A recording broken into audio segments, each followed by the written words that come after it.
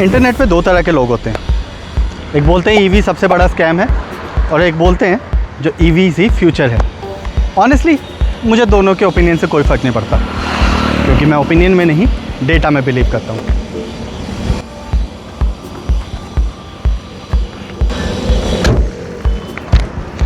दो 2019 में एक बहुत ही मशहूर इंटेलेक्चुअल देवदासन दिल्ली नायर ने एक बात पूछी थी, रैपर्स पैसा कमा पा रहे हैं? Be honest with me. 7 साल बाद भी हमें उस सवाल का जवाब तो नहीं मिला, लेकिन इस वीडियो के जरिए आपको मैं बताऊंगा कि क्या ईवीज़ पैसा बचा पा रही हैं। और अपनी कैलकुलेशन के लिए मैं यूज़ करूंगा XUV 700, क्योंकि अगर मैं XUV 9 ही ना लेता तो मैं डेफिनेटली XUV 700 लेता। सबसे पहले स्टार्ट करते हैं ऐसा सेक्शन जिसके बारे में बहुत सारे मिथ्स अवेलेबल हैं, और वो सेक्शन है मेंटेनेंस। एक नॉर्मल ईवी को जनरली बहुत ज़्यादा सर्विसिंग की ज़रूरत नहीं होती, लेकिन अराउंड 10,000 किलोमीटर के सर्विस शेड्यूल में 40,000 किलोमीटर में अभी तक मेरी सर्विसिंग कॉस्ट लगी है टोटल 5,000, और वही अगर XUV 700 में होती तो वो लगती लगभग 25,000। मेंटेनेंस का सेक्शन कंप्लीट नहीं होगा अगर मैं इसकी बैटरी रिप्लेसमेंट कॉस्ट की बात ना करूँ। जिन्होंने भी मेरी लाइफ टाइम वारंटी वाली वीडियो देखी है उनको पता है कि इसकी बैटरी की रिप्लेसमेंट के चांसेस बहुत ज़्यादा है। तो अगर आप इस बैटरी की लाइफ लगभग 2 लाख किलोमीटर भी कंसीडर कर लीजिए, तब भी आपको ये लगभग 15 लाख की सेविंग आ जाती है, और बैटरी रिप्लेसमेंट कॉस्ट पड़ती है लगभग 12 लाख की।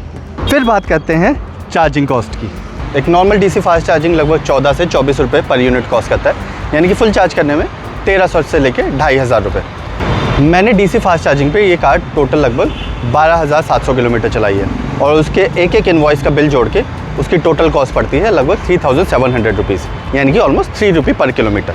और जहाँ तक बात की जाए होम चार्जिंग कॉस्ट की, तो मेरे घर में सोलर है, मेरी कॉस्ट एक्चुअली तो 0 पड़ती है होम चार्जिंग की, बट फिर भी for the sake of calculation हम उसको लगभग 5,000 रुपये मान सकते हैं। अब ये सोलर मैंने कार लेने से 3 साल पहले इंस्टॉल करवा दिया था, तो इसकी कॉस्ट कार की कॉस्ट में इंक्लूडेड नहीं है। अगर आपको सोलर के बारे में और डिटेल्स जानने हैं तो कॉमेंट बॉक्स में ज़रूर पूछिएगा। और जो लोग मेरे ड्राइविंग स्टाइल से फेमिलियर नहीं है, जनरली हाई स्पीड पे गाड़ी चलती है और AC हमेशा ऑन रहता है, तो इसमें कभी भी इकोनॉमी के हिसाब से ड्राइव नहीं किया गया है। यही चीज़ अगर मैं XUV 700 डीजल से कंपेयर करूं तो उसकी रनिंग कॉस्ट 12 किलोमीटर पर लीटर के हिसाब से आती लगभग 3,10,000 रुपये, यानी कि अभी तक का टोटल वेरिएंस है कुछ ये। और मैं एक और चीज़ क्लियर कर दूं, जो भी मैंने आपको कॉस्ट दिखाई है सबकी सब मेरी पर्सनल एक्सपेंडिचर है, इसमें कुछ भी इमेजिन्ड नहीं है। EV के टायर्स 20,000 किलोमीटर में ख़त्म हो जाते हैं, ये कमेंट ना जाने मैंने कितने बार पढ़ा है। ये रहे मेरे टायर्स ऑलमोस्ट 37,000 किलोमीटर डन, और अगर आप ट्रेड की कंडीशन देखेंगे तो लगभग 5,000 किलोमीटर और चलेंगे, जो कि होगा लगभग 40,000 किलोमीटर। टायर्स की कॉस्ट में बहुत ज़्यादा डिफरेंस नहीं है, और अगर आप XUV 700 के टायर लाइफ कंसीडर करेंगे तो वो भी ऑलमोस्ट सिमिलर है। अब एक ऐसा एस्पेक्ट जो 90% लोगों को पता भी नहीं है, टोल्स और सब्सिडीज़। महाराष्ट्र के जो 3 की एक्सप्रेसवेज हैं, मुंबई पुणे एक्सप्रेसवे, समृद्धि महामार्ग और अटल सेतु, इस पे EV का टोल करंटली एग्जेम्प्टेड है। सिर्फ पिछले साल में इस हिसाब से मेरी टोल्स पे सेविंग हुई है लगभग 60,000 रुपये। उसके अलावा लगभग सारे इंडियन स्टेट्स में 1 से 1.5 लाख की सब्सिडी ज़्यादातर EV कार्स पे अवेलेबल है। इस वीडियो में मैंने लोन्स की डिटेल्स की बात नहीं की, क्योंकि 2024 से जो EV पे टैक्स वेवर था लोन के इंटरेस्ट रेट का, वो हट चुका है। अब एक और मिथ पे आते हैं जो है इंश्योरेंस।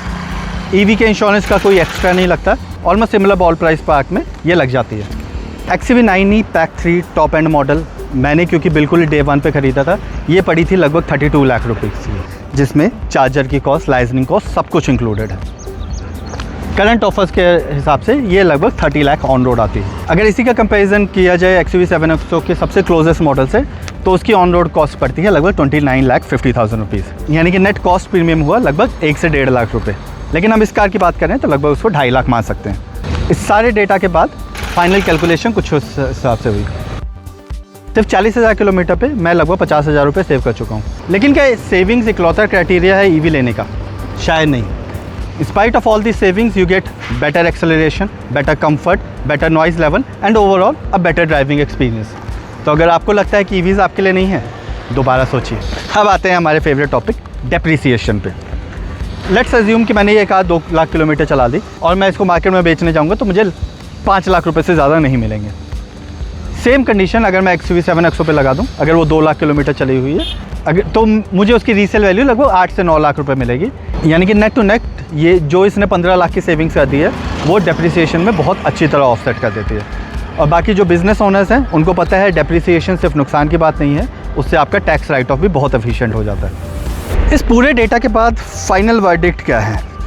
अगर आपकी रनिंग 5 से 6 हज़ार रुपये पर ईयर है तो शायद EVs आपके लिए नहीं है, बट मैं आपको एक बहुत ऑनेस्ट बात बोलूँगा, अगर आप इतनी कार चलाते हो और आप ईवी लेवल लोगे तो आपकी कार अपने आप ही 15 से 20 हज़ार किलोमीटर चलने लग जाएगी। लेकिन इस डेटा के हिसाब से लगभग 80% ऑफ द कार ओनर्स को अभी एक ईवी के लिए डेफिनेटली जाना चाहिए, स्पेशली अगर आपकी रनिंग 1000 किलोमीटर पर मंथ भी हो जाती है।